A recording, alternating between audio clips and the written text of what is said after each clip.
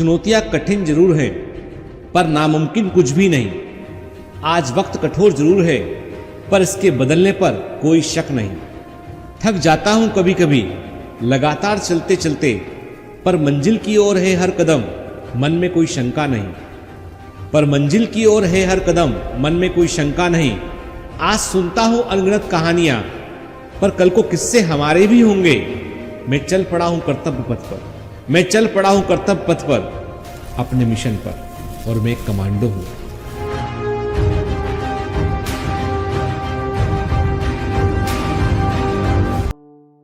तो चलिए, heart connect के थर्ड एपिसोड में आज हम बात करेंगे कुछ बड़े इंपॉर्टेंट मुद्दों के ऊपर, ऐसे इश्यूज जो आप में से कई सारे लोगों ने अपने मेल में लिखे हुए हैं। हालांकि हमारी टीम को हजारों की संख्या में मेल मिल रहे हैं और हर व्यक्ति ये उम्मीद करता है कि हमारे मेल को सर जरूर इस बार लेंगे, लेकिन कई बार क्या होता है कि सारे मेल समय की कमी के कारण शामिल कर पाना मुश्किल है और वो प्रैक्टिकली पॉसिबल भी नहीं है। इसलिए हम लोग हम ईमेल्स की हमने कैटेगरी बना दी है कि सेम टाइप ऑफ मैटर को हम जो है वो कवर करने की कोशिश करते हैं जो उस वीक अधिकतर ईमेल के अंदर आए होते हैं। ठीक है, तो यदि आपका सीधा नाम नहीं आता है, सीधा आपका मेल एड्रेस नहीं होता है, तो आप जो है वो डिसहार्टेड मत होइए, क्योंकि जो है ये हार्ट कनेक्ट है, यहां पर कभी ना कभी आपके मेल का नंबर भी आएगा या सिमिलर टाइप ऑफ इश्यू को हम एड्रेस जरूर करेंगे हम। ठीक है, तो चलिए, तो आज हार्ट कनेक्ट के इस थर्ड एपिसोड में हम कुछ ऐसी चीजों पर बात करेंगे जो हमको हमारे जितने व्यूअर्स हैं उन्होंने भेजा है और उनको कुछ समस्याएं हैं जिन समस्याओं का वो समाधान चाहते हैं। मैंने पहले भी कहा है कि हार्ट कनेक्ट जो है वो आपको, जैसे हम बोले कि कोई बहुत बड़ा फर्क, जैसे मैं बोलूं आपसे कि मैंने आपकी समस्या को यदि डिस्कस कर दिया, यहाँ पर मैंने कुछ टेंटेटिव सॉल्यूशन बताए मैंने, तो उससे कोई बहुत बड़ा फर्क पड़ जाएगा, ऐसा मैं नहीं दावा करता हूं। लेकिन मैं ये जरूर कहता हूं कि आपको ये बात महसूस होगी कि ये जो समस्या आपकी है वो आपकी अकेले की नहीं है, बहुत सारे लोगों की सिमिलर टाइप ऑफ प्रॉब्लम है। और हमेशा एक बात की पॉइंट याद रखिए, एक की पॉइंट ये है, if there is a problem there is a solution. यदि कहीं पर एक समस्या है तो एक समाधान है, और समाधान है तो फिर समस्या से डरने की जरूरत नहीं है। हम कहते हैं कि कोई भी प्रॉब्लम जो होती है उसके क्या एस्पेक्ट हो सकते हैं। यदि आपको कोई समस्या है और उसका कोई टेंटेटिव सॉल्यूशन है, समाधान है, तो फिर समस्या से डरने की जरूरत नहीं है। If there is a problem and you know the solution, की टेंटेटिव सॉल्यूशन क्या हो सकता है, तो फिर आपको प्रॉब्लम से डरने की जरूरत नहीं है। And if you know that कि देयर इज नो सॉल्यूशन, इसका कोई समाधान ही नहीं है, इस समस्या का कोई समाधान ही नहीं है, मान लीजिए आपको ऐसा लगता है कि कोई प्रॉब्लम है, इसका कोई सॉल्यूशन ही नहीं है, तो फिर सोचने की जरूरत ही क्या है। जब समस्या का समाधान ही नहीं है तो हम अपने आप को जो है डिसहार्टेंड कर अपने आप को दुखी कर हम भला क्या कर लेंगे बताइए, अपना वक्त और बर्बाद कर लेंगे। तो यदि समस्या का समाधान है तो चिंता करने की कोई बात नहीं है, और नहीं है तो फिर सोचने की जरूरत ही नहीं है। जाहिर सी बात है। यानी समस्याओं को तीन कैटेगरी में बांटा जाता है। एक समस्याएं वो होती है जो समय के साथ सुलझ जाती हैं, दूसरी वो होती है जो आज समस्याएं दिखाई पड़ती है पर थोड़े समय के बाद वो खत्म हो जाती हैं, तीसरी वो होती है कि जिन समस्याओं को आप जितना भी दबाएंगे, जितना विचार करेंगे, उतना वो उठकर वापस से पॉपअप होके वापस से बाहर आ जाएंगी। इसलिए समस्याओं के बारे में ज्यादा सोचने की जरूरत नहीं है, आपको चिंता नहीं करनी, आपको चिंतन करना है कि क्या और बेहतर करें, ताकि आज कोई भी प्रॉब्लम है उसका कोई पास्ट रहा होता है, कोई भी प्रॉब्लम का कोई पास्ट रहा होता है, तो आपको ये सोचना है कि पहले मैंने ऐसा किया इसलिए ये प्रॉब्लम ऐसी है, पहले ऐसी कंडीशन थी इसलिए आज ये प्रॉब्लम है, तो आज हम ऐसा क्या करें कि कल वो प्रॉब्लम ना रहे। तो हमें वर्तमान में काम करना होता है। चलिए, तो आज की पहली समस्या हम लेते हैं जो स्क्रीन पर आपको दिखाई पड़ रहा है। फर्स्ट आज का क्वेश्चन है, सर मैं महाराष्ट्र से हूं, मेरा सबसे बड़ा प्रॉब्लम है मनी प्रॉब्लम। सर घर में हमेशा मनी की प्रॉब्लम होती है और उसकी वजह से मैं बहुत डिस्ट्रैक्ट होता हूं और दिन भर यही सोचता हूं कि पैसा कैसे अर्न करूं। मैं इसी चक्कर में फर्स्ट जॉब बर्बाद कर दिया और अभी भी वही गलती कर रहा हूं। मैं समझाता हूं सर कि ये डिस्ट्रैक्शन मुझे खा रहा है, बट मैं इससे निकल नहीं पा रहा हूं। इस चक्कर में मैं बहुत ज़्यादा डिप्रेस्ड हूं और खुद पर ही शक कर रहा हूं और खुद से नाराज रहता हूं। स्टडी भी नहीं हो पा रही है, हर दिन कहता हूं कल से पक्का स्टार्ट करूंगा, बट फिर से वही होता है। अब बहुत ज़्यादा स्ट्रेस हो रहा है। मैंने टारगेट बेच का सब्सक्रिप्शन लिया था। इस डिस्ट्रैक्शन से मेरी पूरी पढ़ाई खराब कर ली है। अब तो वही प्रॉब्लम सता रहा है कि इस अटेम्प्ट में क्लियर कर पाऊंगा कि नहीं। अब सर वे वजह ही खुद से ही नाराज रहता हूं, ना अब स्टडी हो रही है और ना अर्न कर पा रहा हूं कहीं से। अब देखिए, इस समस्या को हमने बोलते हैं कि भाई हमने कहा कि मनी मैटर्स, क्या यानी पैसा मायना रखाता है। अब प्रश्न ये उठता है कि आप जो है आपका फर्स्ट ड्रॉप आपका खराब हो गया, आपने लिखा है, मतलब मैं मानकर चलता हूं आपकी उम्र है 19 साल 20 साल के आसपास के, 18 से 20 साल की आपकी उम्र है और आप कमाना चाहते हैं, अर्न करना चाहते हो, घर की फाइनेंशियल कंडीशन ठीक नहीं है।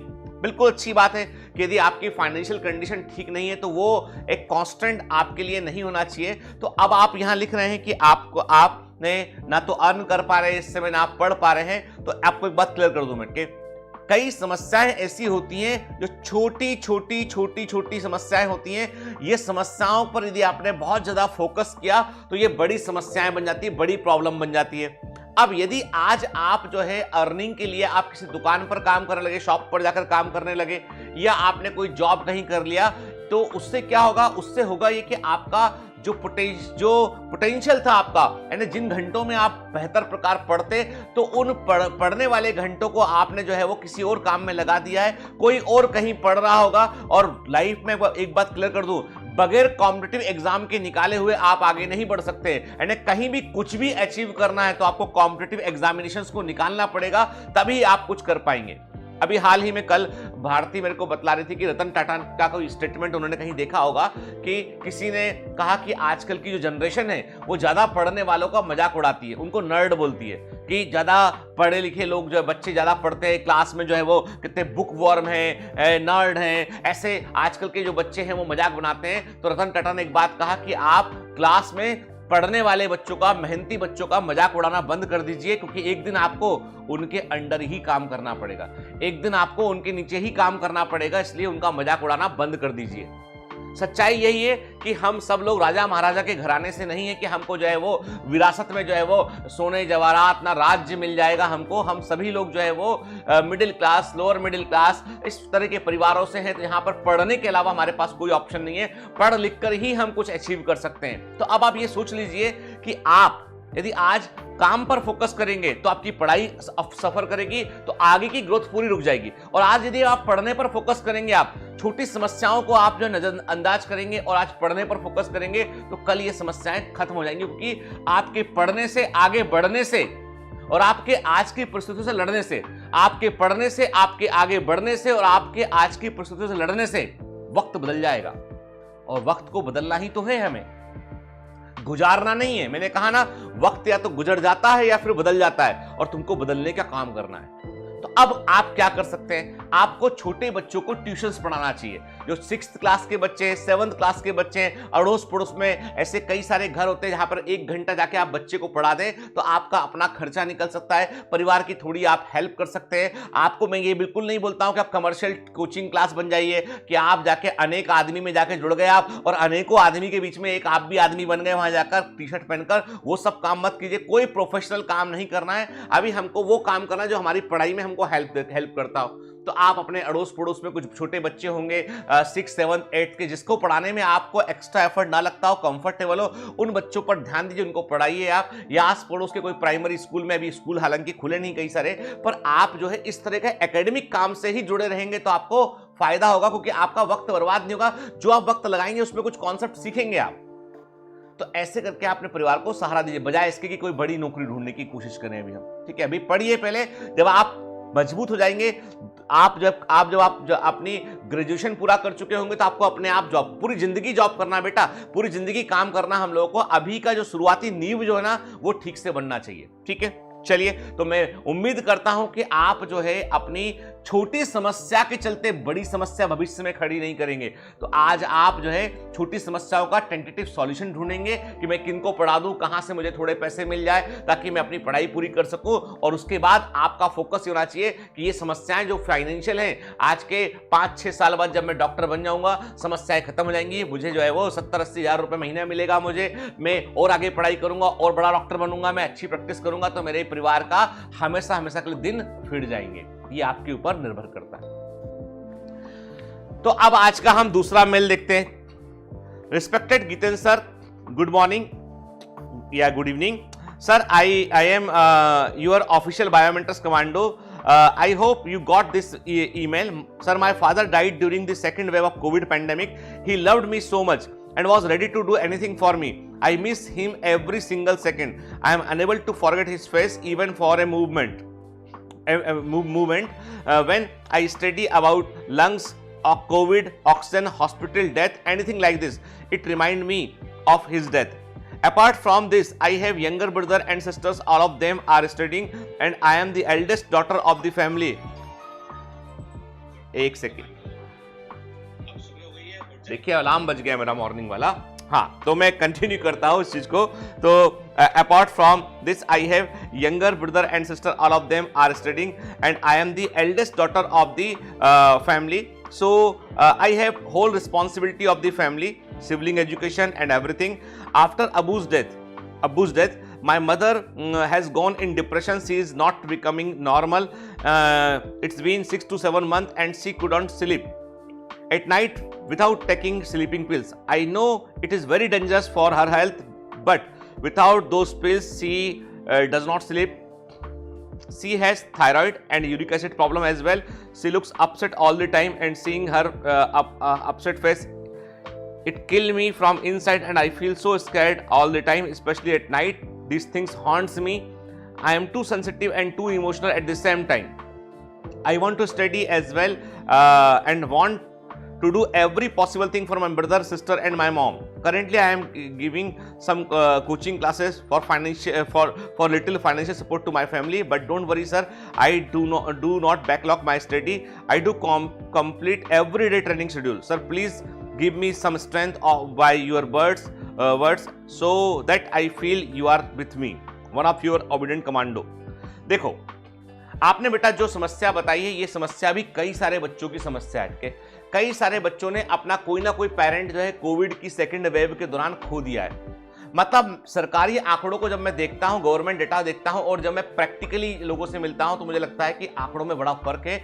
हमारे यहाँ पे कोविड की सेकंड वेव ने जो है वो समझ लीजिए त्राही मचा दी थी इंडिया के अंदर. तो कई लोगों ने अपने पेरेंट्स को लूज किया हुआ है और आप भी उनमें से एक हैं कि आपके फादर जो आप बड़े प्रेम रखते थे आपसे, वो नहीं रहे हैं. और हम सबकी जो है सहानुभूति आपके साथ में है और हम सब आपके साथ में. आप अपने आप को अकेला मत समझिए. कि मैं इतना बोलता हूं आज आपसे इस मंच पर, आपसे कहता हूं कि आप पढ़िए. ये वीडियो संभाल कर रखिएगा, इसको ये वीडियो संभाल कर रखिएगा. मैं आपसे कहता हूं कि आप पढ़िए अच्छे से और मेहनत कीजिए. आप सिलेक्ट हुई है आप, और आपका मेडिकल कॉलेज का खर्चा बायोमेंटर्स उठाएगा, हम लोग उठाएंगे. आप पहुंचिए एक बार वहां पर, उसके बाद हम लोग आपके लिए खड़े हुए हैं, आपकी मदद के लिए खड़े हुए हैं. बशर्ते आपको अच्छी रैंक से अच्छे कॉलेज के अंदर एडमिशन लेना होगा. गवर्नमेंट कॉलेज के अंदर बायोमेंटर्स आपकी हेल्प करेगा, आपको स्कॉलरशिप प्रोवाइड करेगा. ये हमारा प्रॉमिस है आपसे, क्योंकि जिस दौर से आप गुजर रहे हैं उस दौर में मुझे इतना पता है कि मैं यदि आपको हाथ सपोर्ट कर दूंगा तो आप जो है कल को इतना बड़ा चमकता हुआ सितारा बनेंगे कि आप कई लोगों की मदद करेंगे. तो मैं वो संदीपन बोलते हैं ना, दिवाली का वक्त आने है तो संदीपन जो है उसमें एक दीपक को जला के उस दीपक से हम कई सारे दीपक को जला लेते हैं. तो वैसे ही समझिए आप कि मैं भी संदीपन में हूं, कि मैं अपने जरिए मैं एक दीपक हूं. मैं तुमको प्रज्वलित करूंगा, तुमसे कई और दीप जलेंगे बेटा. और ये कोई एहसान नहीं होगा, बल्कि यह होगा एक तरह का कर्ज होगा आपके ऊपर, कि जिस कर्ज को आप उतारेंगे किसी और की मदद कर कर, जिस कर्ज को आप उतारेंगे किसी और की मदद कर कर, हम एक चेन रिएक्शन के समान काम करेंगे कि हम सब एक दूसरे की हेल्प करेंगे. जो हमारे बस में हो पाएगा उससे हम हेल्प करेंगे ताकि समाज ग्रो कर सके. अब रही बात तुम्हारे डिप्रेशन की, तुम्हारे बैड थॉट की, तो बेटा एक फेज है लाइफ का. ये फेज जो है ना धीमे धीमे डाइल्यूट होकर जो है वो कभी जो घाव लगे हैं वो कभी घाव मिटेंगे नहीं, लेकिन यह है कि वो भर जरूर जाएंगे. उनके निशान आत्मा पर बरकरार रहेंगे, उनके निशान बरकरार रहेंगे, लेकिन वो हंट करना बंद कर देंगे आपको. और ये सारी समस्याएं जो आप फेस कर रहे हो ना, ये बड़ी अनएक्सपेक्टेड समस्या है, लेकिन मुझे मालूम है कि तुम बहुत स्ट्रांग हो और तुमने लिखा है कि तुम कुछ छोटे बच्चों को पढ़ा भी रही हो, कुछ फाइनेंशियल सपोर्ट इकट्ठा कर रही हो, साथ में कोई तुम्हारा बैकलॉग नहीं है. मुझे ऐसे ही लोगों की जरूरत है जिनके अंदर इतना जज्बा है कि वो हर परिस्थिति से लड़ने के लिए तैयार हैं. वो कोई भी टफ से टफ कंडीशन में लड़ सकते हैं, लड़कर वो जीत सकते हैं, और जीतने का जिनमें जो है जुनून है. तुम उनमें से एक हो। मुझे पूरी उम्मीद है कि तुम पर तुम्हारे अब्बू एक दिन गर्व करेंगे। जहां कहीं भी होंगे तो वो अल्लाह को बतलाएंगे कि ये मेरी बेटी है, ये जो मदद करी है मेरी बेटी, वो बतलाएंगे एक दिन। याद रखिए कि कोई कहीं जाता नहीं है, वो हमारे आसपास होता है, हमारे अंदर ही होता है। कोई भी इंसान कहीं जाता नहीं, वो हमारे आसपास हमारे अंदर ही होता है। वो जिंदा भी हमारे अंदर ही होता है, हमारी अंतरात्मा में ही जिंदा होता है। वो तुम्हारे साथ है हमेशा हमेशा के लिए। इस बात को याद रखो अच्छे से और कुछ अचीव कर दिखाओ ताकि उन्हें भी गर्व हो सके।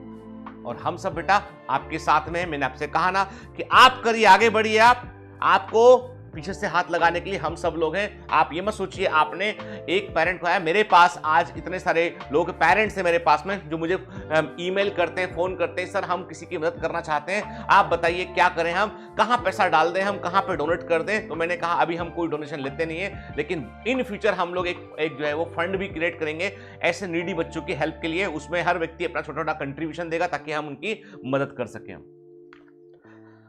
आज का थर्ड मेल हमारे पास है। हेलो सर, मैंने नीट 2021 दिया था, आपकी ऑफिशियल कमांडो थी, लेकिन सर मेरे मार्क्स 300 आ रहे हैं। एक वजह मेरे घर में मम्मी पापा का झगड़ा रहता है। सर पापा की गवर्नमेंट जॉब है जिसमें उनको 1.5 लाख सैलरी मिलती है, लेकिन मम्मी को वो सिर्फ 20,000 रुपए देते हैं। उसमें पूरा घर खर्च चलता है क्योंकि उन पर काफ़ी सारा लोन है। सर ना तो हमारा खुद का घर है, ना ही वो फीस पे कर पाते हैं कभी। लेकिन उन्होंने लोन अपने लिए लिया था और उनकी गलती के लिए मम्मी उनको माफ़ कर देती हैं, पर फिर से मम्मी को उन पर शक हो जाता है कि उनका अफेयर चल रहा है। एंड पापा ने इनिशियली मम्मी की सारी ज्वेलरी भी सेल कर दी थी। पापा कहते हैं कि अब उनका कोई अफेयर नहीं है, लेकिन पापा से अब भी कोई पैसा मांगता है तो वो कोई फेस्टिवल हो, मम्मी पापा को के फ़ोन पे चेक करती रहती है। लेकिन जब भी पापा से बात करूं तो वो मुझे इमोशनली बोलते हैं कि कुछ नहीं है सर। मैं इस डायलेमा में रहती हूँ और स्ट्रेसफुल रहती हूँ, जिससे मैं साल में कई बार ये बात उठने पर मेरा रूटीन बिगड़ जाता है। इसलिए इस सब से बाहर आने के लिए मैं YouTube से डिस्ट्रैक्ट हो गई। इसलिए फर्स्ट रिपीट के बाद भी मेरे 300 मार्क्स थे। सर मैं फिर से ड्रॉप लेने का सोच लिया है, पर सर आप मुझे एडवाइस दें कि जब भी घर में ये बात उठे तो मुझे क्या करना चाहिए, किसकी साइड लेनी चाहिए। पापा मुझे मम्मी के खिलाफ भड़काते हैं और उनमें घमंड भी है कि मैं पैसे कमा रहा हूँ और वो घर पर भी ज़्यादा नहीं रहते। मम्मी ने डोमेस्टिक वायलेंस भी सहा है। जब हम छोटे थे मैं हमेशा मम्मी की साइड रहती हूँ, पर पापा मुझे बोलते हैं तो मैं मान लेती हूँ, लेकिन वो फिर से मेरा भरोसा तोड़ देते हैं। सर मैंने अपने पापा से एक चीज़ सीखी है कि कभी भी मुझे किसी से एक पैसा उधार नहीं लेना। सर मम्मी बहुत स्ट्रेस देती हैं, उनको डायबिटीज़ है और पापा को भी एंजाइटी प्रॉब्लम है। सर सब इतने स्ट्रेस देते हैं, मुझे उनकी हेल्थ की चिंता रहती है। सर मम्मी पापा फाइनेंशियली तो सपोर्ट कर रहे हैं पढ़ाई में, लेकिन मेंटली नहीं कर रहे हैं। सर आई होप मेरी ये बात आप तक पहुँचे। सर प्लीज़ हेल्प मी, मैं मेंटली बहुत स्ट्रेस रहती हूँ। अब ये डोमेस्टिक वायलेंस का जो इशू है और जो फाइनेंशियल मिसमैनेजमेंट का इशू, ये भी बड़ा कॉमन है। कई सारे ईमेल में ये आया है कि पिताजियों ने या पापा ने जो है वो उन लोगों ने कहीं ना कहीं से कुछ लोन ले लिया है और उस लोन की किस्त इतनी बड़ी हो गई है कि अब वो जो कमाते हैं उसका बड़ा हिस्सा उस लोन को भरने में चला जाता है। और लोन ऐसा है जो कभी खत्म ही नहीं होता है, उसका इंटरेस्ट लगातार बढ़ता रहता है। और ये फाइनेंशियल मिसमैनेजमेंट जो है ना हमारी सोसाइटी में बड़ा प्रिवेलेंट है, क्योंकि हम लोगों को सबको सिखाया जाता है पढ़ना कि ज्योग्राफी पढ़ लो, हिस्ट्री पढ़ लो, साइंस पढ़ लो, मैथ्स पढ़ लो, पर हमारे स्कूल की क्लास में क्लास 1 से लेकर क्लास 12 तक कभी कोई नहीं बताता है कि तुम्हारे पास यदि पैसा आएगा तुम उसको कहां इन्वेस्ट करो, कैसे तुम जो है उस पैसे से और पैसा बना सकते हो, कैसे तुमको फाइनेंशियल मैनेजमेंट करना, ये कोई नहीं सिखाता है। इसके लिए आपको जो है वो ठोकर खानी पड़ती है, तब आदमी सीख पाता है। और जो लोग आपको ऐसी योजनाएं बतलाते हैं वे सिर्फ अपना उल्लू साध रहे होते हैं कि वो हमारा पैसा हमारी योजना में लगा दो, इस नेटवर्क चेन में लगा दो, तो वो पैसा डूब जाता है फाइनली। तो हम लोगों को सबको एक बात जरूर समझनी होगी कि हमको फाइनेंशियल मैनेजमेंट समझना होगा। तो मैं सोचता हूं कि मैं कभी एक सेशन लूंगा इसमें कि आपके पास यदि पैसे आते हैं तो उसको कैसे आप इन्वेस्ट करें, कैसे उनको आप ग्रो कर सकते हैं, इस पर हम कभी बात करेंगे। तो अभी जो आपका मुद्दा यह है कि फादर अच्छी सर्विस में है, बढ़िया सैलरी मिलती है उनको, लेकिन वो मम्मी को घर खर्च कम देते हैं क्योंकि कर्जा बहुत सारा उसमें, और उनके बीच झगड़ा होता है इस बात को लेकर। तो आपको क्या करना चाहिए? आपको एक डिसीजन लेना है कि you should not be the part of that problem. क्योंकि कारण यह है कि यदि मम्मी पापा से झगड़ा कर रही है, पापा मम्मी झगड़ा कर रहे हैं और तुम दोनों में से किसी एक का साइड ले रहे हो, तो उसमें प्रॉब्लम यह होती है कि तुम्हारा वक्त बर्बाद होता है। वो दो लोग जो है, वो दो एक साथ मैरिज किए हैं, दोनों कॉम्पेटिबल होना चाहिए थे, लेकिन नहीं कॉम्पेटिबल किसी कारण से नहीं बन रही है। तो उसमें हम यदि झगड़े में पार्टिसिपेट करेंगे तो हमारे जो सोल है उस पर भी स्क्रचेस आ जाएंगे उसके, और वो जो वुंड है वो हमेशा जिंदगी भर प्रेजेंट रहेगा वो। क्योंकि देखो, एक बात क्लियर कर दूं मैं कि हमारी इंडियन सोसाइटी में बहुत सारे घरों में जो है वो हस्बैंड वाइफ का झगड़ा होता रहता है, और वो तब भी साथ रहते हैं, तब भी अच्छे से रहते हैं वो लोग। मतलब अच्छे से रहने का मतलब साथ रहते हैं, और फिर एक दिन ऐसा होता है कि वो दोनों अब इतना झगड़े कर लिए कि अब झगड़ा करने की वजह ही नहीं बची है, या संबंध ऐसे हो चुके हैं कि अब बस वो साथ रहते हैं, इतनी भर बात बची है। तो वैसे में बच्चों का फ्यूचर अफेक्ट हो, ये थोड़ी सी सीरियस बात होती है। तो मैं आपसे यही बोलूंगा कि आपको ये सोचना है, यदि आप मम्मी के बारे में सोचती है, आपको ये सोचना है कि आपको फाइनेंशियली स्ट्रांग बनना है, आपको कुछ अच्छा करना है, जल्दी से जल्दी उसको अचीव कीजिए, अपना एजुकेशन पूरा कीजिए, अचीव कीजिए उसको, और घर वालों को सपोर्ट कीजिए। आपको लगता है डोमेस्टिक वायलेंस ज्यादा हो रहा है तो मम्मी को अपने साथ रखिएगा आप उसमें। और आपको बता दूं, ऐसे लोग जो होते हैं, जैसे आपने बताया आपके फादर के बारे में, ऐसे लोगों की खास बात जो मैंने देखी है, जब जैसे घर में कोई फाइनेंशियल इंडिपेंडेंट होता है, जैसे आप कमाने लगी, ठीक है, आपका अर्निंग होने लगा, तो वो आपसे अलग तरीके से बात करेंगे।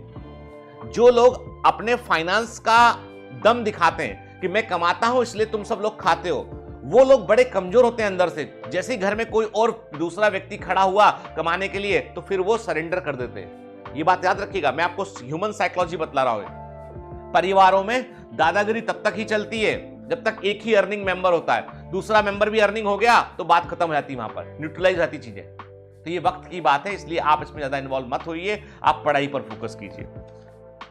नेक्स्ट ईमेल हमारे पास एक, हेलो सर, मेरी एक बहुत ही बड़ी प्रॉब्लम है जिससे मेरा 2021 में सिलेक्शन तो नहीं हुआ, पर मेरा कॉन्फिडेंस भी डाउन हो रहा है। सर अभी तो आपके गाइडेंस के अंडर फोकस बैच में ज्वाइन हुआ हूं, बट मेरी ये प्रॉब्लम है, मैं जब 13 से 14 इयर्स का था तभी से है। मुझे एक गलत लत लग गई है। मैं मास्टरबेशन करने की डेली कर रहा हूँ, मास्टरबेशन लास्ट 3 ईयर से। सर मैं और आपके एक लेक्चर में बताया था कि प्यूबर्टी के समय हमारा माइंड चेंज हो रहा होता है, और उस टाइम पेरेंट के सपोर्ट चाहिए, लेकिन वो मुझे नहीं मिला था, और ये गंदी आदत से जुड़ गया, और अब इतना गिल्ट फील होता है कि सुसाइड करने का भी कभी ख्याल आता है। सर मेरे जैसे कई स्टूडेंट होंगे लेकिन बता नहीं रहे होंगे, तो आप ये टॉपिक पर बात जरूर करना। सर मुझे पहले मास्टरबेशन करके प्लेजर मिलता था, और बाद में ज्यादा करने का भी मन होता था, और मैं करता भी था, लेकिन पता नहीं कब आदत लग गई डेली करने की। अभी सर प्लेजर तो नहीं मिलता, सिर्फ गिल्ट ही मिलती है, और डेली ना करो तो फ्रस्ट्रेटेड रहता हूं, और लो कॉन्फिडेंस भी होता है। मेरा कभी भी सेल्फ कॉन्फिडेंस नहीं आता sir I M masturbation addicted now. मैंने बहुत सारे उपाय किए इससे छुड़ाने के लिए, लेकिन कुछ भी फायदा नहीं हुआ। सर आपसे रिक्वेस्ट है कि कुछ सॉल्यूशन बताइए इसका। सर मास्टरबेशन के कारण कहीं चेंज आए हैं मेरे में जो नहीं आने चाहिए थे। अगर ये लत ना लगती ना तो मुझे सर, तो मैं अपना पूरा फोकस स्टडी में ही कर रहा होता, और आज एक अच्छे से मेडिकल कॉलेज में होता। सर कभी कभी मास्टरबेशन करना अच्छी बात है, लेकिन डेली करना बहुत ही बड़ा प्रॉब्लम है।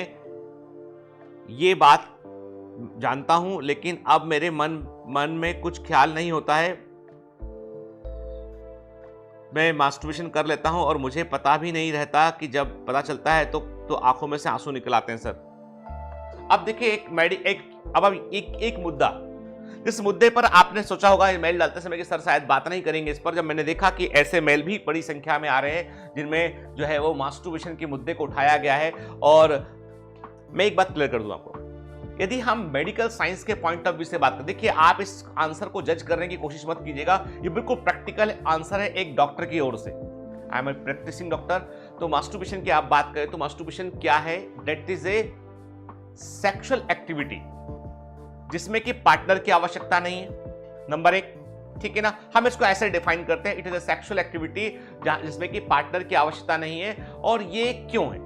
ये इसलिए है क्योंकि आपका हार्मोनल लेवल चेंज हुआ, प्यूबर्टी के बाद आपका हार्मोनल लेवल चेंज हुआ। हार्मोनल लेवल चेंज होने पर जो है वो जो मेल एंड फीमेल हार्मोन है, फीमेल में फीमेल हार्मोन, मेल में मेल हार्मोन जो है वो उनका लेवल बढ़ गया। और ये जो सेक्सुअल क्यूरियोसिटी है वो भी एक बड़ी इंपॉर्टेंट चीज है। फिर दूसरा, हमारा जो मीडिया में जो हमारा एक्सपोजर, जो हम सोशल मीडिया पर देखते हैं, जो हम इंटरनेट पर देखते हैं, उस पर हमारा जो है वो उस कंटेंट पे हमारा खुद का कंट्रोल नहीं है। तो हम कोई भी कंटेंट देख लेते हैं और एक बार वो कंटेंट देखने के बाद हम जो है उस कंटेंट के बारे में सोचने लगते हैं। तो नंबर एक, मास्टरबेशन एक प्रॉब्लम है, ये सोचना बंद कर दीजिए। इसको ऐसे सोचिए कि ये रूटीन एक्टिविटी में से, मतलब ऐसा होता है कि कई एक्टिविटी होती है, तो इसको मैं रूटीन तो नहीं बोलूंगा पर नॉर्मल एक्टिविटी में से एक एक्टिविटी है। दूसरा ये है कि हाँ, जैसा आपने लिखा है कि once in a while it's okay, लेकिन यदि आप उसके एडिक्टेड हो गए तो एडिक्टेड तो किसी भी चीज का तुम हो जाओगे, वो प्रॉब्लम खड़ा करेगा। क्योंकि एडिक्शन जो होता है ना, वो क्यों होता है? क्योंकि आप दिमागी तौर पर कंट्रोल नहीं कर पा रहे, नियंत्रण नहीं कर पा रहे। और जिस व्यक्ति का अपने दिमाग पर नियंत्रण नहीं है वो लाइफ में क्या अचीव करेगा भला बताइए। तो मैं वही कहता हूं, नंबर एक तो इसको समस्या समझना बंद कर दीजिए, कि स्टॉप, ये सोचना बंद कर दीजिए कि ये समस्या है। अपने मन को पढ़ने में लगाइए। आप अभी जो रैंडम इंटरनेट पर देखते हैं, मुझे मालूम है कि जब तक आप इंटरनेट पर नहीं जाएंगे, बहुत सारे ऐसे रिसोर्सेस को नहीं देखेंगे, तब तक ये चीजें उतनी प्रिविलेंट नहीं होंगी आपकी रूटीन लाइफ के अंदर। तो अभी एक तो अपने आप को जो है किसी और काम में लगाइए, क्योंकि देखिए जैसे आप अकेले होते हैं, आप चीजों के बारे में सोचने लगते हैं, तो वो ब्रेन के अंदर कुछ हार्मोन्स का लेवल पीक करता है और आप ये कर लेते हैं, और उसके बाद आप गिल्ट फील करके अपने आप को डिप्रेस करके बीमार फील करते हैं, तो वो ठीक नहीं है। मतलब this is going to be a serious kind of addiction. तो आपको इसके लिए क्या है कि यदि ये समस्या बनी रही तो आपको फिर साइकोलॉजिस्ट से बात करना पड़ेगा, आपको मनोवैज्ञानिक से मिलना पड़ेगा, क्योंकि ये समस्याएं कई बार बहुत ज्यादा बढ़ भी सकती हैं। तो मैं वही बोलता हूं आपसे कि अभी अपने दिमाग पर नियंत्रण रखिए, अपने आप को बेहतर क्रिएटिव काम में लगाइए, मोटिवेट रखिए अपने आप को। मुझे आज के 2 साल पहले किसी ने ये सेम समस्या मुझे बताया था, पर उस समय हार्ट कनेक्ट पर नहीं था। वो पर्सनली एक बच्चा पढ़ने में अच्छा था, तो उसने कहा कुछ दिनों से उसका रिजल्ट खराब आ रहा था, तो हमने उससे बात किया, तो बोला कि सर ये समस्या मेरे को हो रही कुछ दिन से। तो मैंने कहा कि अच्छा ये बता कि तू ये समस्या कब से हो? उसने कहा सर कि मैं जब से मैं शिफ्ट हुआ अपने कमरे में, अकेला कमरे में होता हूं, तो ऐसा समस्या मेरे को होता है, ठीक है, तब मैं मास्टरबेट कर लेता हूं। ठीक है, तो अब जो है फिर मैंने उसको बोला कि अच्छा कोई साथ होता तो तू नहीं करता? नहीं। तो मैंने उसको बोला सिंपल तरीका है भाई, एक काम कर, तू एक फोटो लगा, ठीक है, माता पिता का फोटो लगा या भगवान का फोटो एक लगा दो तू, और उसको अपने कमरे में लगा ले तू, और ये सोच कि ये दे आर वॉचिंग यू कि व्हाट यू आर डूइंग। बोला सर ऐसे कैसे सर? लेकिन फाइनली उसने वो किया वही जो मैंने कहा, और वो कुछ दिनों बाद में उसको लगा कि नहीं भाई है ना, मुझको पढ़ना है, मुझे अचीव करना है, बड़े गोल सामने सेट रख दिए उसने। मैंने कहा देख तू अभी क्या कर रहा है, तू अच्छे से पढ़ाई लिखाई कर, तू है ना, तू जो है वो अपना जो है कीमती वक्त तू जो है ये सोचने में, ये करने में बर्बाद करता है, उसके बाद तू रिग्रेट भी करता है। तू सोचता ही दिन भर वही है और फिर उसके बाद तू करता वही है। इसका मतलब ये है कि इसका कोई चीज, तो तू विशेष साइकिल में फंस गया है, बाहर निकलना पड़ेगा इससे। वो बाहर निकला और he achieved good rank in medical college, and अभी राइट नाउ मेडिकल कॉलेज में। तो कहने की बात ये है कि आपको ये चीजों को, मैंने कहा ना आपसे कि सेक्स हुआ, मास्टरबेशन हुआ, रिलेशनशिप हुआ, ये सच्चाई है। इसको आप आंखें बंद कर ले, सच्चाई बंद नहीं होती है, पर सबका वक्त होता है। मैंने कहा टाइमिंग होता है। पर जिंदगी में सब में क्या कर रहे हो ये इंपॉर्टेंट नहीं है, किस समय कर रहे हो ये ज्यादा इंपॉर्टेंट है। Timing is much more important. समय बहुत ज्यादा इंपॉर्टेंट है कि आप किस समय पर क्या कर रहे हैं, वो इंपॉर्टेंट चीज है। यदि गलत टाइम पर सही काम करोगे, गलत टाइम पर भी सही काम करोगे, तो वो गलत हो जाएगा। गलत जगह पर सही काम करोगे तो वो भी गलत आएगा।